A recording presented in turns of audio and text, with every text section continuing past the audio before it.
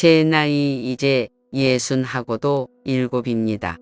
저기 보이는 먹물처럼 검푸른 바다를 보면 제 속도 저렇게 타들어간 지 오래되었다는 것을 새삼 느낍니다. 이 깊은 바닷가 외딴집에서 홀로 산 지도 벌써 20년이 훌쩍 넘었습니다. 사람들은 저를 보고 독거노인이라 쉽게 말할지 모르겠습니다. 하지만 제가 처음부터 이렇게 차가운 방에서 혼자였던 것은 아니었습니다. 제게도 온 마음을 다해 기댔던 사람이 있었고 그 사람의 넓은 등을 바라보며 함께 웃던 눈부시게 따뜻했던 시절이 분명 제게도 있었습니다. 20살 세상 물정 아무것도 모르던 순박한 처녀 시절에 이 마을로 시집을 왔습니다. 남편은 저보다 10살이나 많았지만 바다처럼 넓은 마음으로 저를 품어준 사람이었습니다. 묵묵했지만 누구보다 저를 아끼고 사랑해준 그런 믿음직한 사람이었습니다. 성실한 어부였던 남편은 매일 새벽 동트기 전 별을 이고 검푸른 바다로 나가 굵은 땀방울을 흘렸습니다. 저는 그런 남편을 위해 새벽 일찍 일어나 온기 가득한 밥을 짓고 백길 안전과 만선을 비는 것이 하루의 시작이자 가장 중요한 일이었습니다. 어둠이 채 가시지 않은 새벽녘, 제가 차린 밥상을 물리고 부스스한 제 머리를 쓰다듬으며 쪽 하고 입 맞추고 나서는 남편의 뒷모습, 그 듬직한 뒷모습을 보며 두 손 모아 간절히 빌던 그 순간들이 아직도 어제 일처럼 생생하게 떠오릅니다. 가난했지만 저희는 진심으로 서로를 아끼며 행복했습니다. 작은 방 한 칸짜리 낡은 셋방이었지만 그곳은 웃음소리 넘치는 저희만의 아늑한 궁궐이었습니다. 저녁이면 나란히 좁은 마루에 앉아 밤하늘의 별을 함께 세기도 하고 철썩이는 파도 소리를 자장가 삼아 서로의 온기에 기대 잠들기도 했습니다. 남편이 거친 바다와 씨름하며 잡아온 싱싱한 해산물로 조촐하지만 정성 가득한 저녁상을 차려 마주 앉으면 세상 그 어떤 값비싼 음식도 부럽지 않았습니다. 남편이 제 음식을 맛보고 우리 말순이 음식 솜씨가 이 동네 최고라고 엄지를 치켜 세워주면 저는 온종일 쌓였던 고된 피로도 잊고 소녀처럼 얼굴을 붉히며 웃었습니다. 그때 남편이 제 거칠어진 손을 잡고 속삭이던 다정한 목소리, 그 깊고 따뜻했던 눈빛이 아직도 제 귓가에 쟁쟁하게 울리고 눈앞에 선명하게 아른거려 이미 메마른 줄 알았던 눈가에 뜨거운 것이 맺힙니다. 하지만 하늘은 저희에게 모든 것을 다 허락하지는 않았던 모양입니다. 저희 사이에 그토록 바라던 아이가 없다는 것이 유일한 그늘이자 아픔이었습니다. 아이를 갖기 위해 용하다는 한의원 문턱이 닳도록 드나들고 몸에 좋다는 쓴 약도 마다 않고 다려 마셨습니다. 애타는 제 간절한 마음을 아는지 모르는지 끝내 그토록 기다리던 아이 소식은 없었습니다. 밤마다 남몰래 이불깃을 적시며 눈물 짓는 저를 보며 남편은 오히려 자신의 잘못인 양 제 어깨를 다독이며 가슴 아파했습니다. 남편은 늘 저희 말순아 괜찮다, 우리는 서로가 있지 않느냐고 저를 진심으로 위로했습니다. 그리고 저는 당신 하나만 내 곁에 있으면 이 세상 어떤 것도 부럽지 않다고 제 손을 잡아주곤 했습니다.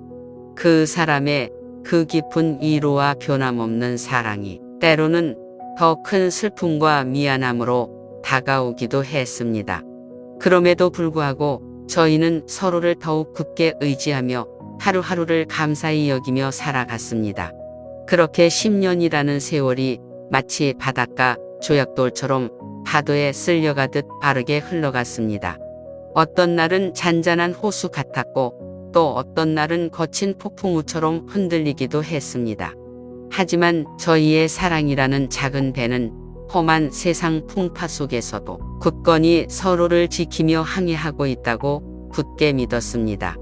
그러나 그 단단했던 믿음은 예고 없이 찾아온 비극 앞에 한순간에 산산조각 나고 말았습니다.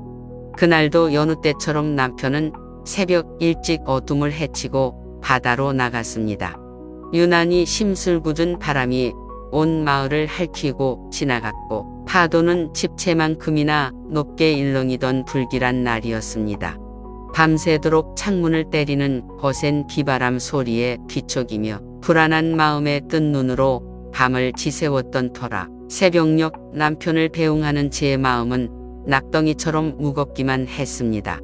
저는 애써 태연한 척하는 남편의 옷깃을 붙잡고 여보, 오늘따라 영 마음이 불안해요. 파도가 너무 높으니 오늘은 그냥 쉬면 안 될까요? 하고 어린아이처럼 매달렸습니다. 제 걱정스러운 얼굴을 보며 남편은 그저 괜찮다는 듯 사람 좋게 웃으며 제 머리를 헝클어뜨렸습니다. 그리고 걱정하지 마라. 이까짓 풍랑쯤이야 내가 못 이길까. 저녁에 장에 들러 당신 좋아하는 따끈한 팥시럽떡 사들고 오겠다고 약속했습니다. 그것이 이승에서 남편이 제게 남긴 마지막 말이 될 줄은 그때는 정말 까맣게 몰랐습니다. 불길한 예감은 어찌 그리 정확하게 들어맞는지요. 저는 온종일 초조함과 불안감에 휩싸여 안절부절 못하며 검은 파도가 넘실 때는 폭우만 하염없이 바라보았습니다. 시간이 흐를수록 파도는 더욱 포악하게 울부짖었고 하늘은 금방이라도 모든 것을 삼켜버릴 듯 시커멓게 변해갔습니다. 해가 저물고 칠흑 같은 어둠이 바다를 뒤덮기 시작했습니다.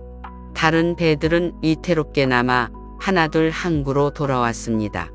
하지만 남편의 작은 목선은 그 어디에도 보이지 않았습니다. 온 마을 남자들이 횃불과 등불을 들고 밤새도록 남편의 이름을 부르며 그 험한 바다를 찾아 헤맸습니다. 그러나 그의 그림자조차 찾을 수가 없었습니다. 사흘 뒤 싸늘하게 식어버린 남편은 저 멀리 인적 드문 다른 포구의 갯바위 틈에서 발견되었습니다. 미처 피할 새도 없이 덮친 거대한 풍랑에 휩쓸려 그만 차디찬 바닷속으로 사라지고 만 것입니다. 바로 그 순간이었습니다. 제 세상이 산산조각 나며 와르르 무너져 내리는 굉음을 저는 똑똑히 들었습니다. 남편의 차가운 몸을 부여잡고 얼마나 울부짖었는지 정신을 차렸을 땐 이미 장례의 모든 절차가 끝나 있었습니다. 남편의 장례를 치르고 텅 빈 방 안에 넋나간 사람처럼 틀어박혀 인이조차 걸으며 지낼 때였습니다. 숨 쉬는 것 자체가 고통이었고 당장이라도 남편을 따라 저 검푸른 바다에 제 몸을 던지고 싶다는 생각뿐이었습니다. 그때 마치 한 줄기 희미한 등불처럼 저에게 다가온 사람이 있었습니다. 바로 옆집에 살며 오랫동안 알고 지냈던 춘자 언니였습니다. 저보다 대여섯 살 위였던 춘자 언니는 젊은 나이에 남편을 먼저 보내고 홀로 어린 자식을 키우던 저와 비슷한 아픔을 가진 사람이었습니다. 그래서인지 저의 이 처절한 슬픔과 깊은 절망을 누구보다 잘 이해하고 공감해 주었습니다. 밥 한술 넘기지 못하는 저를 위해 매일같이 따뜻한 죽을 쏘다 제 입에 직접 넣어주었고 밤새도록 잠 못 이루는 제 곁을 묵묵히 지키며 함께 울어주었습니다.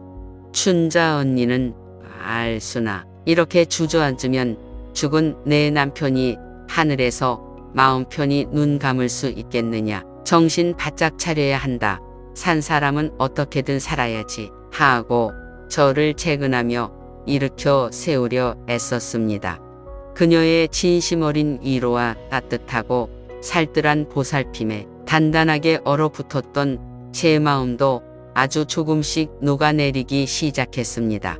남편의 갑작스러운 빈자리가 너무나도 커서 단 하루도 숨을 쉴 수 없을 것 같던 저에게 춘자 언니는 유일하게 기댈 수 있는 의지처이자 험한 세상을 함께 헤쳐나갈 마지막 남은 버팀목이 되어 주었습니다. 저는 그런 춘자 언니를 친언니 이상으로 깊이 믿고 따랐습니다. 그녀가 하는 말이라면 그것이 거짓이라 할지라도 기꺼이 믿을 만큼 간절했습니다. 남편이 세상을 떠나고 얼마 지나지 않아 정말 생각지도 못했던 남편의 사망보험금이 조금 나왔습니다. 남편이 저 몰래 넉넉지 않은 살림에도 꼬박꼬박 붓고 있었던 것이었습니다. 춘자 언니는 그 귀한 돈을 그냥 은행에 넣어 썩힐 수 없다며 제게 조심스럽게 새로운 사업을 제안했습니다. 어느 날 저녁 춘자 언니는 제 손을 잡고는 진지한 표정으로 말했습니다. 그녀는 말순아, 이 돈으로 읍내 목 좋은 곳에 우리 둘이 작은 국밥집이라도 하나 차리자. 언제까지 이렇게 슬픔에 잠겨 아무것도 하지 않고 있을 거냐고 했습니다. 그리고는 죽은 내 남편도 하늘에서 내가 이렇게 폐인처럼 힘없이 사는 건 절대 원치 않을 거야. 내가 내 옆에서 장사 경험을 살려 친언니처럼 모든 것을 도와줄 테니 아무 걱정하지 마라. 우리 한번 악착같이 돈 벌어서 보란듯이 잘 살아보자고 저를 끈질기게 설득했습니다. 그 당시 저는 어떤 의욕도 앞으로 살아갈 희망도 전혀 없었기에 모든 것을 춘자 언니에게 의지하고 맡겼습니다. 언니는 식당 자리를 알아본다며 며칠씩 읍내를 오가기 시작했고 저는 그녀가 가져다주는 이런저런 서류에 무슨 내용인지도 제대로 읽어보지 않고 시키는 대로 도장을 찍고 돈을 내주었습니다. 남편이 제게 남긴 마지막 피 같은 유산이었기에 그 돈으로 어떻게든 다시 일어서서 꿋꿋하게 살아가고 싶다는 간절한 마음뿐이었습니다. 춘자 언니의 그 번지르르하고 희망에 찬 말들을 철석같이 믿어버린 것입니다. 그것이 저를 나락으로 떨어뜨리는 지옥으로 향하는 길인 줄도 전혀 눈치채지 못하고 말입니다. 시간이 흘러 식당 개업 예정 날짜가 코앞으로 다가왔습니다. 하지만 춘자 언니는 전과 달리 이상하게 초조한 모습을 보였고 가끔 앞뒤가 맞지 않는 말을 하며 자꾸만 말을 바꾸기 시작했습니다. 뭔가 일이 계획대로 잘 안 풀리는 것 같아 불안한 마음이 들었지만 저는 애써 그런 불안감을 떨쳐내려 하며 언니를 믿으려 했습니다. 제가 조심스럽게 언니, 정말 모든 것이 괜찮은 거 맞죠? 혹시 무슨 문제라도 생긴 건 아니죠? 하고 걱정스럽게 물으면 그녀는 언제나처럼 아무렇지도 않다는 듯 사람 좋은 미소를 지으며 에이, 말순아, 뭘 그런 걸 걱정하고 그래 다 잘 되고 있으니 아무 염려 말고 나만 믿으라고 저를 오히려 안심시켰습니다. 그러던 어느 늦은 밤이었습니다. 춘자 언니가 갑자기 헐레벌떡 숨을 몰아쉬며 뛰어와 다급하게 저를 찾아왔습니다. 어둠 속에서도 그녀의 얼굴은 공포에 질린 듯 하얗게 질려 있었습니다. 그녀는 거의 울부짖듯이 말순아, 정말 큰일 났어. 우리가 그만 악독한 놈들에게 사기를 당한 것 같다고 비명을 질렀습니다. 언니의 그 한마디는 맑은 하늘에 날벼락이 치는 것처럼 제 머리 위로 떨어져 내렸습니다. 나중에 상황을 파악하고 보니 춘자 언니는 식당 계약을 진행하던 중간에 아주 질이 나쁜 전문 사기꾼들에게 걸려들었다고 했습니다. 그래서 보험금 전액은 물론이고 설상가상으로 제가 유일하게 가지고 있던 이 집, 남편과의 소중한 추억이 방방곡곡 고스란히 담겨있는 이 집까지 담보로 잡혀 하루아침에 길바닥으로 나앉을 끔찍한 위기에 처했다는 것이었습니다. 저는 그 자리에 그대로 주저앉아 땅을 치며 목 놓아 엉엉 울었습니다. 하늘도 너무나 무심하시지 어찌하여 저에게만 이렇게 감당하기 힘든 가혹한 시련을 계속해서 주시는 것인지 원망스럽고 또 원망스러웠습니다. 춘자 언니는 모든 것이 자기 탓이라며 그 죽일 놈의 사기꾼들에게 순진하게 속아 넘어갔다며 제 앞에서 자신의 머리를 마룻바닥에 찍고 무릎을 꿇고 빌고 또 빌었습니다. 그녀는 눈물 콧물을 쏟으며 내가 어떻게든 이 사태를 해결해 볼게. 내 목숨을 걸고서라도 이 일은 내가 반드시 책임지고 바로잡을게. 제발 나를 한 번만 더 믿어줘. 말순아 하고 제 옷자락을 붙잡고 애원했습니다. 저는 그런 언니를 차마 모질게 원망할 수도 없었습니다. 저를 돕다가 이런 끔찍한 일을 당한 것이라고 생각했으니까요. 그녀 역시 저처럼 아무것도 모르는 순진한 피해자라고 철석같이 믿었던 것입니다. 그때 제가 단 한순간이라도 냉정하게 그 상황을 판단하고 의심했더라면 지금 제 인생은 조금이라도 달라졌을까요? 하지만 그 모든 것이 춘자 언니의 피도 눈물도 없는 용서할 수 없는 치밀한 계획이었다는 것을 깨닫는 데는 그리 오랜 시간이 걸리지 않았습니다. 그 일이 있고 며칠 뒤 춘자 언니는 새벽 안개처럼 흔적도 없이 마을에서 종적을 감췄습니다. 제가 남편의 목숨값으로 받은 그 돈, 그리고 제 마지막 남은 삶의 희망까지 모두 챙겨 가지고서 말입니다. 마을 사람들 그 누구도 그녀가 어디로 사라졌는지 그 행방을 알지 못했습니다. 처음부터 모든 것을 작정하고 저를 철저하게 속인 것이었습니다. 그리고 얼마 지나지 않아 험악한 인상의 낯선 사내들이 매일같이 저희 집 문을 부서져라 두드리며 들이닥쳐 이 집을 당장 비우라고 온갖 욕설과 함께 윽박질렀습니다. 그들이 제 얼굴에 내던지듯 보여준 빨간 차압 딱지를 보고서야 저는 모든 것이 그녀의 잔인한 거짓이었음을, 제가 얼마나 눈뜬 장님처럼 어리석었는지를 뼈저리게 깨달았습니다. 춘자 언니는 처음부터 제 남편의 보험금을 가로챌 목적으로 치밀하게 계획하고 제게 의도적으로 접근했던 것이었습니다.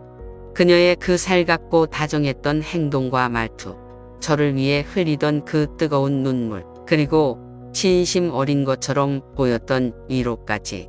그 모든 행동과 표정이 저를 완벽하게 속이기 위한 소름 끼치도록 무서운 연극이었던 것입니다. 인간의 탈을 쓴 악마가 있다면 바로 그녀의 모습일 것이라고 생각했습니다. 남편을 잃은 그 깊은 슬픔보다 훨씬 더 큰 배신감과 참을 수 없는 절망감에 저는 그야말로 정신이 나가 미쳐버릴 것만 같았습니다.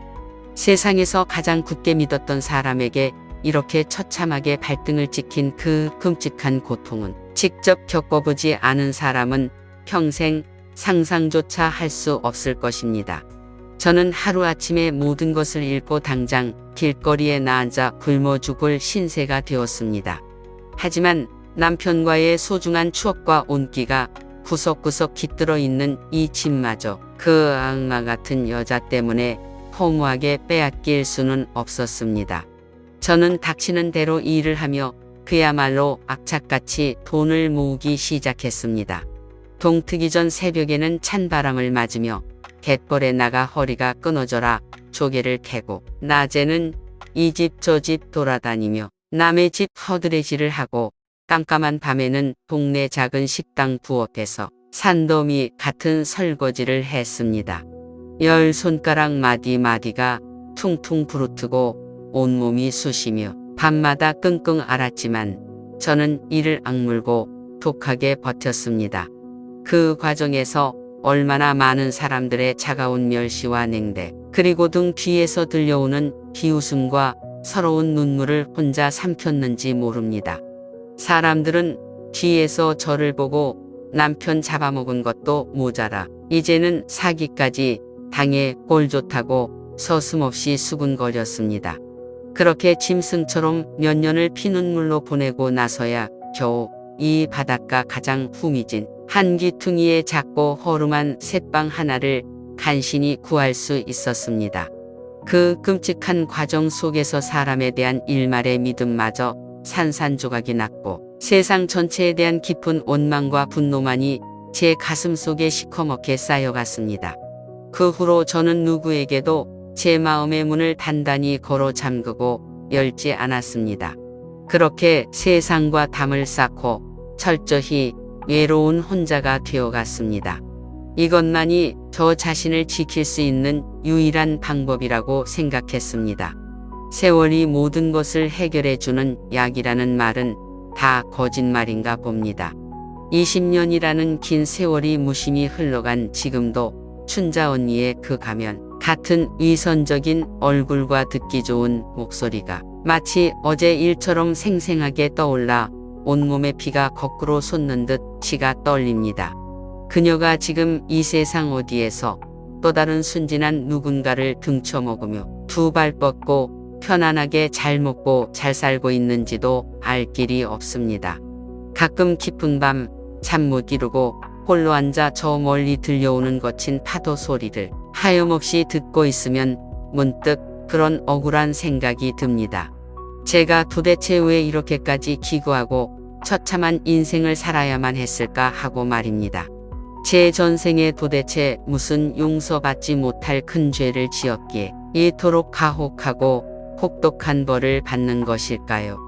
사람을 너무나 쉽게 믿어버렸던 제 눈먼 어리석음이 가장 큰 죄였을까요?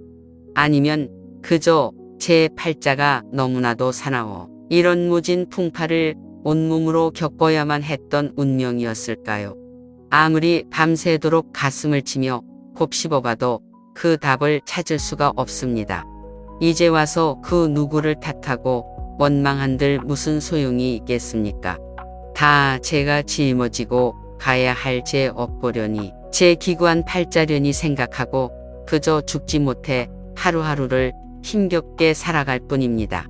이따금 저 거친 바다가 유난히 잔잔한 날 반짝이는 물결 위로 부서지는 따스한 햇살을 가만히 보고 있으면 남편과 함께 마루에 앉아 소박한 행복을 나누던 그 눈부신 시절이 떠올라 왈칵 뜨거운 눈물이 걷잡을 수 없이 쏟아지기도 합니다.